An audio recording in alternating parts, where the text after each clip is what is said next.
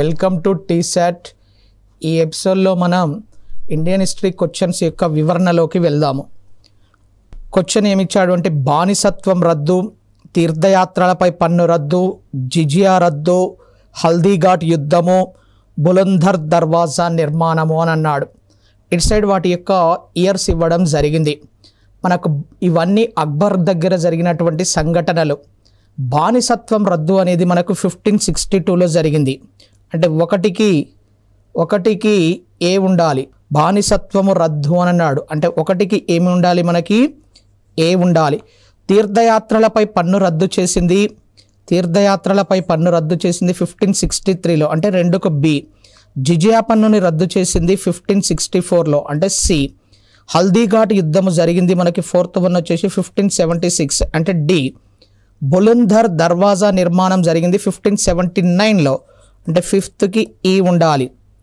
అంటే ఏ వచ్చేసి 1, B2, C3, D4, E5. అంటే first one is the right answer.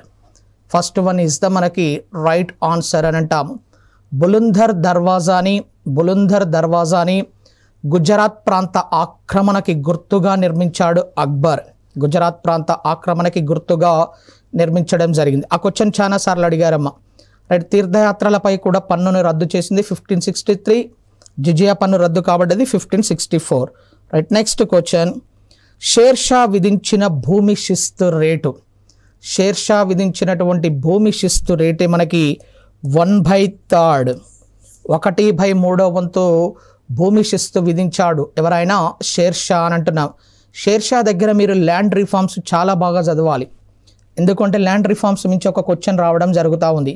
Sher Shah విధించిన భూమి రేటు ఎంత? 1/3. షేర్షా కాలంలోనే భూమిని 3 భాగాలుగా విభజించాడు. ఒకటి ఉత్తమము, మధ్యమము, అధమము అన్నాడు.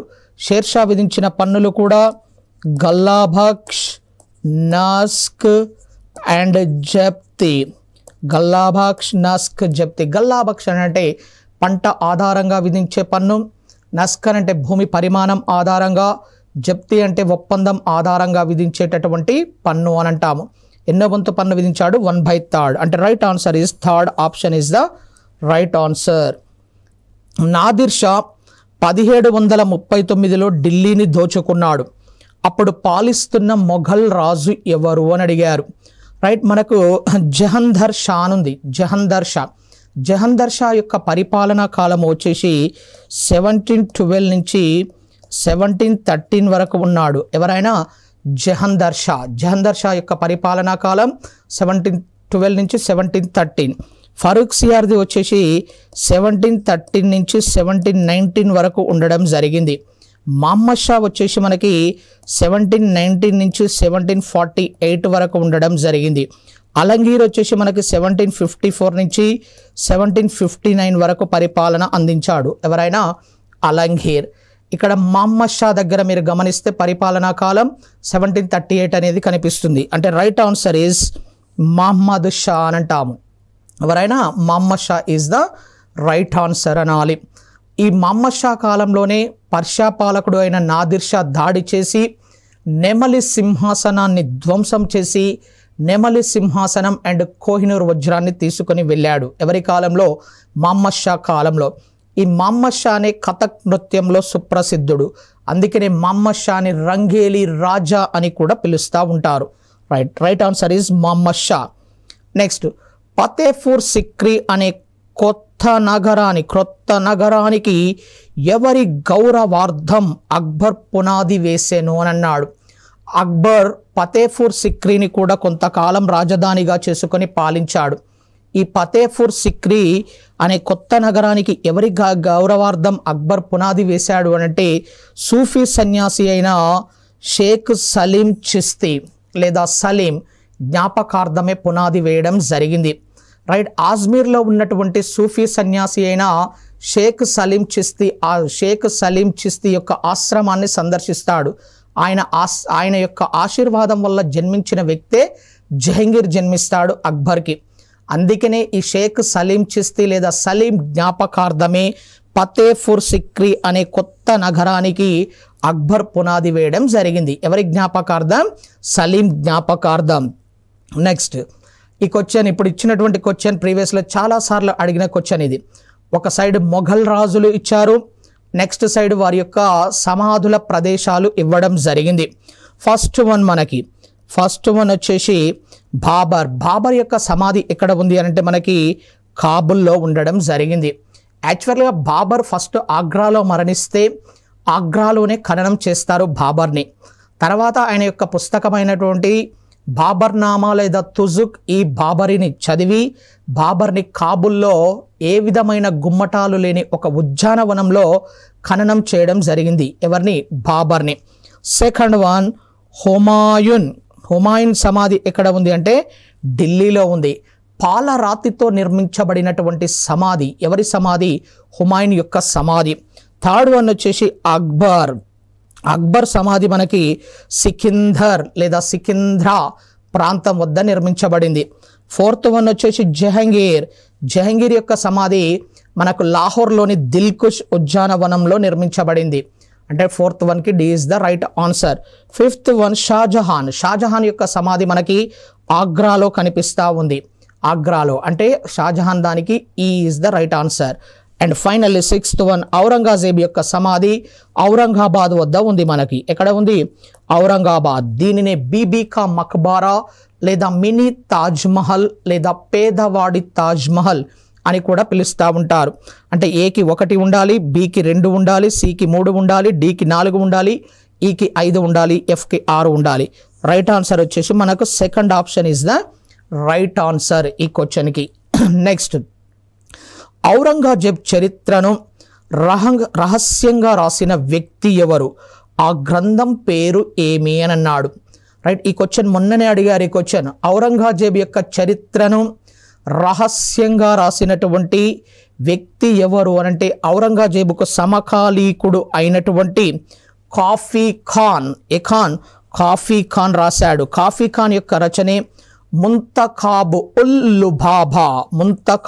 ఉల్ లుబాబా అనేటటువంటి గ్రంథంలో ఔరంగజేబు యొక్క చరిత్రను రహస్యంగా రాసిన వ్యక్తి.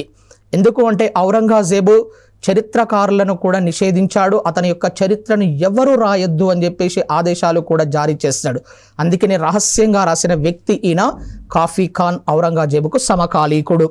రైట్, నెక్స్ట్ క్వశ్చన్, గనిఘట్టి జైన దేవాలయమును నిర్మించిన వారు ఎవరు? రైట్, గనిఘట్టి జైన దేవాలయము అని అంటున్నాం. మనకు రెండవ హరిహర రాయులు, విజయనగర సామ్రాజ్యంలో రెండవ హరిహర రాయులు సంగమ వంశానికి చెందినవాడు రెండవ హరిహర రాయులు. ఈ రెండవ హరిహర రాయులు దగ్గర మంత్రిగా చేసిన వ్యక్తే ఇరుగుప్ప దండనాథుడు. ఈ ఇరుగుప్ప దండనాథుడే జైనుల కొరకు గనిఘట్టి జైన దేవాలయాన్ని నిర్మించాడు. ఎవరైనా? ఇరుగుప్ప దండనాథుడు యొక్క రచనే నవరత్నమాల అని అంటాము. ఏమాల? నవరత్నమాల. అదే ప్రశ్నోత్తర రత్నమాల అయితే మాత్రం అమోఘవర్షుడి యొక్క రచన. ఇందులో రైట్ ఆన్సర్ వచ్చేసి ఇరుగుప్ప దండనాథుడు is the right answer. Next question, Abdul Razak అను పర్షియా యాత్రికుడు ఏ రాజు పరిపాలనా కాలంలో విజయనగర సామ్రాజ్యాన్ని సందర్శించాడు? లాస్ట్ టైం గ్రూప్ 2లో అడిగారు ఈ క్వశ్చన్. అబ్దుల్ రజాక్ అనే పర్షియా యాత్రికుడు ఏ రాజు పరిపాలనా కాలంలో వచ్చాడు భారతదేశానికి అంటే రెండవ దేవరాయులు లేదా ప్రౌఢ దేవరాయులు కాలంలో రావడం జరిగింది. మరి అబ్దుల్ రజాక్ యొక్క రచన ఏంది అనంటే రెండవ దేవరాయులు చరిత్ర లేదా ప్రౌఢ దేవరాయులు చరిత్ర అని అంటాము. అబ్దుల్ రజాకే చెప్పాడు. ఏమని అంటే విజయనగర సామ్రాజ్యం వారు వేశ్యల నుంచి పన్నుని వసూలు చేసి ఆ వచ్చినటువంటి సొమ్మును సైనికులకు జీతాలుగా ఇచ్చేవారయ్యా అని పేర్కొన్న వ్యక్తి కూడా ఎవరు అనంటే అబ్దుల్ రజాక్ అనాలి. మరి మొదటి బుక్కరాయులు కాలంలో ఏ రాయబారి రాలేదు? మనకు యాత్రికుడు. రైట్, అచ్యుత దేవరాయలు కాలంలో కూడా ఏ యాత్రికుడు రాలేదు. మొదటి దేవరాయలు కాలంలో వచ్చినటువంటి వ్యక్తి నికోల్ డి కౌంటీ. ఎవరైనా? నికోల్ డి కౌంటీ అనాలి. ఎవరు వచ్చారు? Nicolo de Conti. Right answer ఏంది? రెండవ దేవరాయలు లేదా ప్రౌఢ దేవరాయలు. నెక్స్ట్, జైన వైష్ణవుల మధ్య ఘర్షణ నివారించిన విజయనగర పాలకుడు ఎవరు? రైట్, ఎప్పుడైనా మతాలల్లో గొడవలు ఎందుకు వస్తాయ్యా అనంటే ఆచార వ్యవహారాలలో విభేదాలు సంభవిస్తేనే మతాలల్లో గొడవలు రావడం జరుగుతూ ఉంటుంది. మనకు శ్రీరంగపట్నం వద్ద జైన వైష్ణవ మతస్థులకు మధ్యన విభేదాలు వచ్చాయి. జైన వైష్ణవ మతస్థులకు మధ్యన విభేదాలు రావడం జరిగింది. వస్తే వాటిని పరిష్కరించిన వ్యక్తి బుక్కరాయులు 1 లేదా 1వ బుక్కరాయులు పరిష్కరించాడు జైన వైష్ణవ మతస్థుల మధ్య గొడవలని. నెక్స్ట్, ఈ క్రింది భక్తి ఉద్యమకారులను కాలక్రమంలో అమర్చండి అని అన్నారు. క్రింది భక్తి ఉద్యమకారులను కాలక్రమంలో అమర్చండి అని అడగడం జరిగింది. భక్తి ఉద్యమకారులని కాలక్రమంలో మనకు ఫస్ట్ వచ్చిన భక్తి ఉద్యమకారుడు కబీర్. ఓకే, రైట్, కబీర్ అనంతరం వచ్చినటువంటి వ్యక్తి గురునానక్. Guru Nanak 1 and 4th. కబీర్, గురునానక్.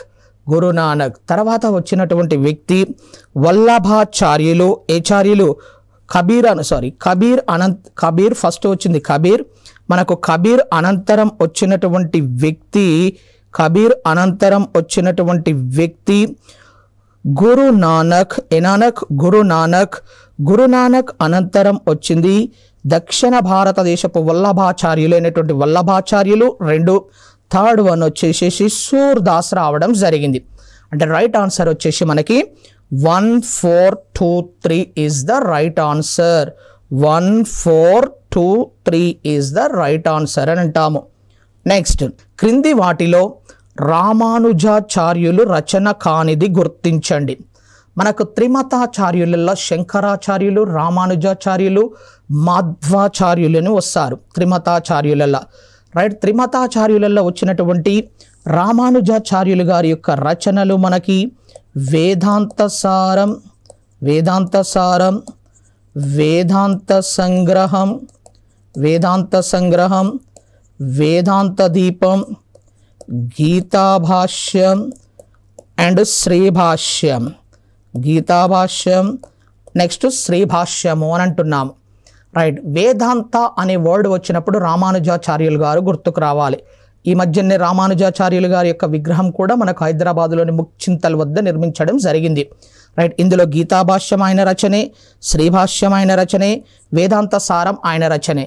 ఆయన రచన కానిది ఏంటి అంటే అనుభాష్యం. మరి అనుభాష్యం ఎవరి రచన? మాధ్వాచార్యుల యొక్క రచనే అనుభాష్యము అని అంటాము. ఎవరి రచన? మాధ్వాచార్యులది. ఇక్కడ తప్పుగా ఉంది, Anubhashyam. Third one is the right answer. ఈ క్రింది వారిలో నిర్గుణ వర్గంలో లేని వారిని గుర్తించండి అని అన్నాడు. నిర్గుణ సన్యాసులు అంటే అర్థం ఏంది అని అంటే నిర్గుణ సన్యాసుల యొక్క ముఖ్య సిద్ధాంతం ఉంటుంది, భగవంతునికి రూపం లేదు, రాతిని పూజించకూడదు, విగ్రహారాధన చెయ్యకూడదు, తీర్థయాత్రలకు వెళ్ళకూడదు, గంగా నదిలో స్నానం చెయ్యకూడదు అని అంటుంటారు నిర్గుణ సన్యాసులు. నిర్గుణ సన్యాసులలో వచ్చేటటువంటి ముఖ్యమైన వాళ్ళే మనకి గురునానక్,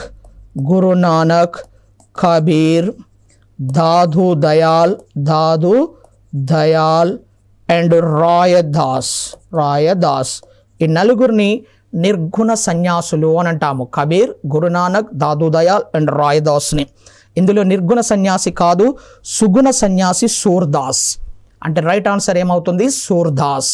నెక్స్ట్ వన్, ఈ క్రింది వాటిలో తప్పుగా ఉన్నదానిని గుర్తించండి అని అన్నాడు. తప్పుగా ఉన్నదాన్ని గుర్తించండి. రైట్, ఈ క్వశ్చన్ కూడా ప్రీవియస్లో అడిగారు. రామానంద యొక్క శిష్యులు ఈ నలుగురు, కబీర్, సేనదాస, రాయదాస్ అండ్ పీపా. వీళ్ళు చేసేటటువంటి పనులను ఇచ్చాడు పక్కన. ఇచ్చేసి తప్పుగా ఉన్నది గుర్తించండి అన్నాడు. కబీర్ ఏ పని చేసేవాడు అంటే చేనేత కార్మికుడు, కరెక్టే. సేనదాస క్షురకర్ముడు. సేనదాస ఎవరైనా క్షురకర్ముడు అంటే మంగలివాడు అని అర్థం. రాయదాస వచ్చేసి చెప్పులు కుట్టుకునేవాడు, కరెక్టే. పీపా అనేట ఆయన దళితుడు కాదు, ఇతను రాజపుత్రుడు. ఎవరైనా పీపా. తప్పుగా ఉన్నది ఏంది? Pipa. Pipa is the right answer. Next, Punjab వద్ద గణాంక అధికారిగా పనిచేసిన వారిని గుర్తించండి. పంజాబ్ అనగానే మనకు సిక్కు మత స్థాపకుడు గుర్తుకు రావాలి. సిక్కు మత స్థాపకుడే ఎవరైనా గురునానక్. గురునానక్ గారు ఏ ప్రాంతానికి చెందినవారు? పంజాబ్. పంజాబ్ వద్ద గణాంక అధికారిగా పనిచేసిన వ్యక్తి ఎవరైనా గురునానక్. వల్లభాచార్యులు గారిని దక్షిణ భారతదేశపు వల్లభాచార్యులు అని అంటాము. దక్షిణ భారతదేశపు వల్లభాచార్యులు అని అంటాము. ఎవరిని? వల్లభాచార్యులు గారిని. రామానంద వచ్చేసి ఉత్తరప్రదేశ్ ప్రాంతానికి చెందినవాడు. బసవేశ్వరుడు వచ్చి కర్ణాటకలోని బిజ్జల రాజ్యం యొక్క ప్రధాని. అంటే రైట్ ఆన్సర్ ఏమవుతుంది? Guru Nanak is the right answer. Next, క్రింది వాటిని జతపరచండి. అద్వైతం, విశిష్టద్వైతం, ద్వైతము, శుద్ధైత్వము, ద్వైతద్వైతము అని అన్నాడు. ఇవి భక్తి ఉద్యమాల నుంచి వచ్చిన క్వశ్చన్స్. వీటిని ఖచ్చితంగా గుర్తుపెట్టాలి. మనకు ఫస్ట్ వన్, అద్వైత వేదాన్ని బోధించిన వ్యక్తి శంకరాచార్యులు గారు. అద్వైత వేదాన్ని బోధించింది ఎవరైనా? శంకరాచార్యులు. అంటే ఒకటికి మనకు బి ఉండాలి. అద్వైత వేదాన్ని బోధించింది ఎవరన్నా? శంకరాచార్యులు. విశిష్ట అద్వైతం రెండో దానికి ఏముండాలి? ఏ ఉండాలి. రామానుజాచార్యులు. థర్డ్ వన్, ద్వైతము అంటే ద్వైత తత్వాన్ని, అద్వైత వేదము, విశిష్టాద్వైతము, ద్వైత తత్వాన్ని బోధించినటువంటి వ్యక్తి వల్లభాచార్యులు. ఎవరైనా? వల్లభాచార్యులు. మూడవ దానికి ద్వైత తత్వాన్ని బోధించింది మాధ్వాచార్యులు. మూడవ దానికి డి ఉండాలి. నాలుగవ దానికి శుద్ధైత్వాన్ని బోధించింది వల్లభాచార్యులు. నాలుగవ దానికి సి ఉండాలి. ఐదవ దానికి ద్వైతము బోధించింది నింబార్కుడు. ఐదవ దానికి ఏముండాలి? ఈ ఉండాలి. అంటే ఒకటవ దానికి ఆప్షన్ ఏముండాలి? మనకు బి ఉండాలి. రెండవ దానికి ఏముండాలి? ఏ ఉండాలి. మూడవ దానికి డి ఉండాలి. నాలుగవ దానికి సి ఉండాలి. ఐదవ దానికి ఈ ఉండాలి. అంటే right answer is third one. C is the right answer. Next one, క్రింది వారిలో మొదటి హిందీ భక్తి ఉద్యమం కారుడెవరు? హిందీలో భక్తి ఉద్యమాలను వ్యాప్తి చేసిన మొట్టమొదటి వ్యక్తి ఎవరయ్యా అంటే ఇందులో రామానందుడు. రామానంద గురువే రాఘవానంద. రామానంద గురువు మాత్రం ఎవరైనా? రాఘవానంద అని అంటాము. రైట్. మధ్యయుగపు కారల్ మార్క్స్ అని పిలుస్తూ ఉంటాము కబీర్ని. మధ్యయుగపు కారల్ మార్క్స్ అని ఉంటాము ఎవరిని? కబీర్ని. దాదు దయాల్ యొక్క బోధనలు మనకు పన్నీ అనే పుస్తకంలో పొందుపరచబడ్డాయి. దాదు దయాల్ యొక్క బోధనలు ఏ పుస్తకంలో? పన్నీ. Right answer is B. రామానందుడు ఇస్ ద రైట్ ఆన్సర్. ఈ క్రింది వారిలో అచ్చింత భేదాభదవాదం సిద్ధాంతం ఎవరికి సంబంధించింది?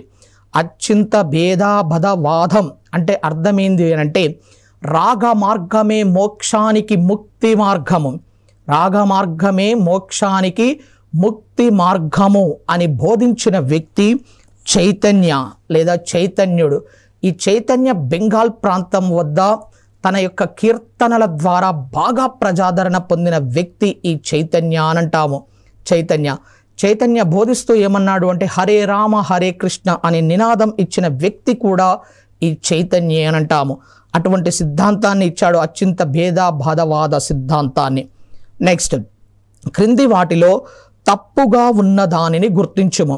క్రింది వాటిలో తప్పుగా ఉన్న దానిని గుర్తించండి అని అన్నాడు.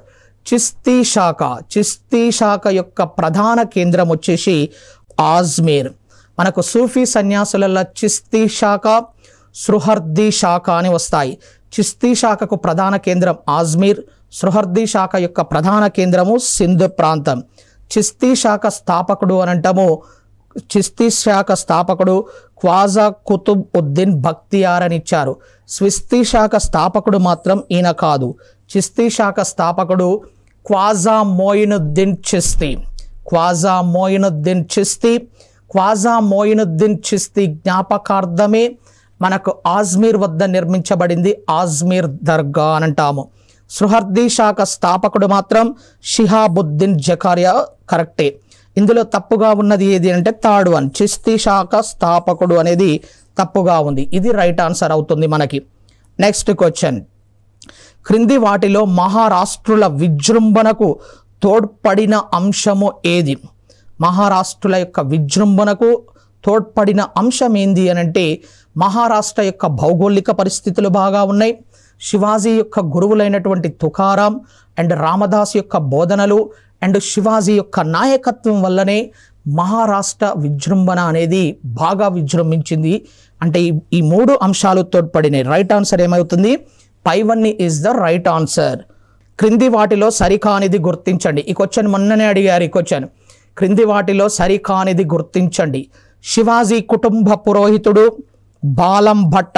కరెక్ట్. శివాజీ కుటుంబ పురోహితుడు బాలం భట్ట. శివాజీకి పట్టాభిషేకం చేశాడు 1674 జూన్లో. పట్టాభిషేకం చేసిన వ్యక్తి విశ్వేశ్వర శంభు లేదా గగా భట్ అని అంటాము. కరెక్ట్. అది పట్టాభిషేకం జరిగిన కొంతకాలానికే శివాజీ యొక్క తల్లి మరణించింది. శివాజీ తల్లి మరణించడంతో నిచ్చల్ గోస్వామి పూరి సలహా మేరకే అతను రెండవసారి పట్టాభిషేకం చేసుకున్నాడు. కరెక్ట్. సెప్టెంబర్ నెలలో రెండవసారి పట్టాభిషేకం చేసుకున్నాడు. క్షత్రియ ధర్మం ప్రకారం రెండవసారి పట్టాభిషేకం చేసుకున్న సమయంలో తన 4 భార్యలను తిరిగి వివాహం ఆడాడంటే వివాహం ఆడలేదు. ఆయనకున్నది ఒకటే భార్య. అందుకనే తప్పుగా ఉన్నది ఏది అంటే 4th వన్ తప్పుగా ఉన్నది. ఇది రైట్ ఆన్సర్ అవుతుంది. నెక్స్ట్, ఈ క్రింది వారిలో సతారాను రాజధానిగా చేసుకొని పాలించనిది ఎవరు? సతారాని రాజధానిగా చేసుకొని పాలించనిది ఎవరు అని అన్నారు. మనకు సతారాని రాజధానిగా చేసుకొని పాలించిన వాళ్ళు మాత్రం రామరాజు, 2వ సాహు, 2వ శంభాజీ పాలించారు. రైట్. శంభాజీ మాత్రం సతారాను రాజధానిగా చేసుకొని పాలించలేదు. రైట్ ఆన్సర్ వచ్చేసి మనకి శంభాజీ అనాలి. నెక్స్ట్, భారతదేశంలో వ్యాపారానికి మాత్రమే ప్రాముఖ్యతనిచ్చి తమ సామ్రాజ్య విస్తరణకు ఎటువంటి ప్రయత్నం చెయ్యని వ్యక్తి. భారతదేశంలో వ్యాపారానికి మాత్రమే ప్రాముఖ్యతను ఇచ్చి తమ సామ్రాజ్య విస్తరణకు ఎటువంటి ప్రయత్నం చెయ్యని వ్యక్తి ఎవరు అనంటే Francis de Almeida. Francis de Almeida ప్రవేశపెట్టిందే నీలి నీటి విధానం. ఏ విధానం? నీలి నీటి విధానాన్ని ప్రవేశపెడతాడు ఎవరైనా? Francis de Almeida. నీలి నీటి విధానము అంటే సముద్రం పైనే పెత్తనం చెలాయించాలి అనుకుంటారు, సామ్రాజ్య విస్తరణకు ఎటువంటి ఆకాంక్ష చూపరు. అటువంటి దానినే నీలి నీటి విధానము అని అంటారు. ఆ నీలి నీటి విధానాన్ని తీసుకువచ్చాడు Francis de Almeida. Right answer Francis de Almeida అవుతుంది. తర్వాతి కాలంలో నీలి నీటి విధానాన్ని రద్దు చేసే గవర్నర్ జనరలే ఆల్బ్యూక్వార్క్ లేదా ఆల్బ్యూక్లర్క్ అని అంటాము. నెక్స్ట్, ఈ క్రింది వాటిలో సరికాని జతను గుర్తించండి అని అన్నాడు. సరికాని జతని వాలికొండాపురంను పాండిచ్చేరిగా ఫ్రాంకోయిస్ మార్టిన్ అభివృద్ధి చేశాడు అని అన్నారు. కరెక్ట్. అది పాండిచ్చేరి యొక్క పూర్వనామధేయమే వాలికొండాపురం. వాలికొండాపురం అనే గ్రామాన్ని పాండిచ్చేరిగా అభివృద్ధి చేసిన వ్యక్తే ఫ్రాంకోయిస్ మార్టిన్. కరెక్ట్. ఆల్మిడా తర్వాత పోర్చుగీస్ ప్రతినిధిగా నీనాడా కునహ వచ్చినాడు. ఫ్రాన్సిస్ డి ఆల్మిడా అనంతరం వచ్చిన గవర్నర్ జనరల్ ఆల్బ్యూక్వార్క్. నీనాడా కునహ కాదు, అంటే ఇది తప్పుగా ఉంది. ఆల్బ్యూక్లర్క్ భారతదేశం యొక్క స్త్రీలను లేదా భారతీయుల యొక్క స్త్రీలను వివాహమాడమని ప్రోత్సహించిన వ్యక్తి ఆల్బ్యూక్వార్క్. నీనాడా కునహ గుజరాత్ రాజు అయినటువంటి బౌదుర్ షా నుండి డయ్యూడామన్ ప్రాంతాలను ఆక్రమించి బౌదుర్ షాని అరేబియా మహాసముద్రంలో ముంచి చంపివేసిన వాడు కూడా నీనాడా కునహ. ఇందులో ఫస్ట్ వన్ కరెక్టే, థర్డ్ వన్ కరెక్టే, 4th స్టేట్మెంట్ కరెక్టే. మనకు తప్పుగా ఉన్నది గుర్తించండి అని అన్నాడు. తప్పుగా ఉన్నది ఏంది? Second one is the right answer అనాలి. నెక్స్ట్, ఈ క్రింది వాటిలో తప్పుగా ఉన్నది గుర్తించండి అని అన్నాడు. స్థావర కేంద్రాల గురించి మాట్లాడాడు ఇక్కడ. పోర్చుగీస్ వారి యొక్క ప్రథమ స్థావర కేంద్రం ఏంది అని అంటే Calicut is the right answer. Dutch వారి యొక్క ప్రథమ స్థావర కేంద్రం మచిలీపట్నం. Right answer. బ్రిటిష్ వారి యొక్క ప్రథమ స్థావర కేంద్రం సూరత్. జహంగీర్ అనుమతులు ఇస్తాడు, ఇది కూడా రైట్ ఆన్సర్. డెన్స్ వారి యొక్క ప్రథమ స్థావర కేంద్రం సేరంపూర్ అని ఇచ్చాడు, ఇది తప్పు. డెన్స్ వారి యొక్క ప్రథమ స్థావర కేంద్రం ట్రాంకోబార్, తమిళనాడులో ఉంది. ఇది ట్రాంకోబార్ డెన్స్ వారి యొక్క ప్రథమ స్థావర కేంద్రం. మనకు తప్పుగా ఉన్నది ఏంటి అంటే డెన్స్ వారి ప్రథమ స్థావర కేంద్రం అనేది తప్పుగా ఉంది. కాబట్టి రైట్ ఆన్సర్ ఏమవుతుంది? 4th option is the right answer. ఈ క్రింది వాటిలో సరికానిది గుర్తించండి అని అన్నారు. సరికానిది మొదటి ఆంగ్లో కర్ణాటిక్ యుద్ధం యూరప్లో ఆస్ట్రియా వారసత్వపు యుద్ధాలతో ప్రారంభమైనది. మనకు 1746 నుంచి 1748 వరకు ఫస్ట్ ఆంగ్లో కర్ణాటిక్ యుద్ధం జరిగింది. 1746లోనే యూరప్లో ఆస్ట్రియా సింహాసనం గురించి ఫ్రెంచ్ వారికి బ్రిటిష్ వారికి మధ్య వారసత్వపు యుద్ధాలు ప్రారంభమయ్యాయి. అంటే first statement is the correct. First Anglo Carnatic యుద్ధంతో సంబంధం ఉన్న ఫ్రెంచ్ సేనాని కెప్టెన్ ప్యారడైజ్. మొదటి ఆంగ్లో కర్ణాటిక్ యుద్ధంలో పాల్గొన్న ఫ్రెంచ్ సేనాని కూడా ఈయన కెప్టెన్ ప్యారడైజ్. ఫ్రెంచ్ సేనలు ఆర్కాట్ నవాబు పంపిన సైన్యాలను 1748లో జరిగిన సెయింట్ థామ్ అడియాత్ యుద్ధంలో చిత్తుగా ఓడించాయి. కరెక్ట్. మొదటి ఆంగ్లో కర్ణాటిక్ యుద్ధం అనంతరం మద్రాస్ తిరిగి బ్రిటిష్ వారికి ఇవ్వబడలేదు అన్నాడు. ఇవ్వబడింది. మొదటి ఆంగ్లో కర్ణాటిక్ యుద్ధం అనేది ఆక్సిలా చాపెల్ పట్టణ ఒప్పందంతో ముగుస్తుంది. అదే సమయంలో బ్రిటిష్ వాళ్ళు ఫ్రెంచ్ వారికి ఒక కండిషన్ కూడా పెడతారు. ఏమని అంటే భారతదేశంలో ఉన్నటువంటి మద్రాస్ ప్రాంతాన్ని తిరిగి బ్రిటిష్ వాళ్లకు ఇచ్చివేయాలి అని కండిషన్ పెడతారు. దానికి అంగీకరిస్తుంది ఫ్రెంచ్ గవర్నమెంట్. ఇక్కడ ఇవ్వబడలేదు అన్నాడు, ఇవ్వబడింది. కాబట్టి ఇది తప్పుగా ఉంది. ఇందులో సరికానిది ఏదంటే fourth one is the right answer. Next question, రెండవ ఆంగ్లో కర్ణాటిక్ యుద్ధమునకు సంబంధించి సరికానిది గుర్తించుము. రెండవ ఆంగ్లో కర్ణాటిక్ యుద్ధమునకు సంబంధించి సరికానిది గుర్తించుము. రైట్. ఫస్ట్ స్టేట్మెంట్, దక్కన్ రాజ్యాల మధ్య సంఘర్షణల కారణంగా ప్రారంభమైంది. కరెక్ట్. మనకు దక్కన్ రాజ్యాలలో సంఘర్షణలు జరుగుతూ ఉంటాయి. అదే సమయంలో 1748లో మన హైదరాబాద్ పాలకుడు అయినటువంటి నిజాం ఉల్ ముల్క్ మరణిస్తాడు. మరణించేసరికి అతని యొక్క కుమారుడు అయినటువంటి నాజిర్ జంగ్ పాలకుడు అవుతాడు. ఆ నాజిర్ జంగ్ను వ్యతిరేకిస్తూ ఉంటాడు అతని మేనల్లుడు అయినటువంటి ముజఫర్ జంగ్. అది హైదరాబాద్ పరిస్థితి. అదే సమయంలో కర్ణాటక పాలకుడు అయిన అన్వరుద్దీన్ని వ్యతిరేకిస్తూ ఉంటాడు చందా సాహెబ్. ఆ చందా సాహెబ్ వ్యతిరేకిస్తూ ఉన్నాడు. వ్యతిరేకులు ఎవరెవరు అంటే ఇప్పుడు ముజఫర్ జంగ్ అండ్ చందా సాహెబ్. వాళ్ళిద్దరికి ఫ్రెంచ్ గవర్నర్ జనరల్ అయిన డూప్లే మద్దతును పలకడం జరిగింది. అంటే దక్కన్ రాజ్యాల మధ్య సంఘర్షణల కారణంగానే మనకు సెకండ్ ఆంగ్లో కర్ణాటిక్ వార్ అనేది స్టార్ట్ అయింది. కరెక్ట్ స్టేట్మెంట్ అది. 1749లో జరిగిన అంబూర్ యుద్ధంలో అన్వరుద్దీన్ని చంపివేశారు. 1749లో జరిగిన అంబూర్ యుద్ధంలో కర్ణాటక పాలకుడు అయిన అన్వరుద్దీన్ని చంపివేసి చందా సాహెబ్ను పాలకుడిని చేస్తారు. కరెక్ట్ స్టేట్మెంట్ ఇది కూడా. ముజఫర్ జంగ్ డూప్లేకు ఉత్తర సర్కార్లను ఇచ్చాడు. రైట్. ముజఫర్ జంగ్ డూప్లేకు ఉత్తర సర్కార్లను ఇవ్వడు. యానం, మచిలీపట్నం, దివిసీమ ప్రాంతాలుతో పాటుగా కోట్ల కొలది డబ్బు జూఫర్ జంగ్ అనే బిరుదు ఇస్తాడు. ఉత్తర సర్కార్లను డూప్లేకు ఇచ్చివేసింది లేదా ఫ్రెంచ్ వాళ్ళకు ఇచ్చివేసింది ఎవరు అనంటే సలాబత్ జంగ్ ఇస్తాడు. అంటే ఇది తప్పుడు స్టేట్మెంట్ ఇది. ఫోర్త్ వన్, ముజఫర్ జంగ్ హిమ్మత్ ఖాన్ చే లక్కిరెడ్డిపల్లి వద్ద హత్యకు గురయ్యాడు. కరెక్ట్ ఇది. హిమ్మత్ ఖాన్ చేతలోనే లక్కిరెడ్డిపల్లి, కడపలోని రాయచోటి దగ్గర ఉన్న లక్కిరెడ్డిపల్లి అనే గ్రామం వద్ద హత్యకు గురి కావడం జరిగింది. ఇందులో సరికానిది గుర్తించుము అంటే third statement is the wrong statement. Answer ఏమవుతుంది? Third one. ఈ క్రింది వాటిలో సరి అయినవి గుర్తించండి అని అంటున్నాడు. 1756 జూన్ 20 చీకటి గది ఉదాంతం జరిగింది. Black hole tragedy. కరెక్ట్. చీకటి గది ఉదాంతం జరిగింది. చీకటి గది ఉదాంతం సమయంలో బెంగాల్ గవర్నర్ ఎవరు అనంటే డ్రేక్. కరెక్ట్. మన భారతదేశ మొట్టమొదటి బెంగాల్ గవర్నర్ కూడా డ్రేకే. The governor general of Bengal అయితే వారన్ హేస్టింగ్స్ అనాలి. బెంగాల్ గవర్నర్ అయితే డ్రేక్. 1757 జూన్ 2న ప్లాసీ యుద్ధం జరిగింది. ప్లాసీ యుద్ధం జరిగింది మనకు 1757 జూన్ 23న జరిగింది ప్లాసీ యుద్ధం. ఇక్కడ జూన్ 2 అని రాశారు. ఇది తప్పుడు స్టేట్మెంట్.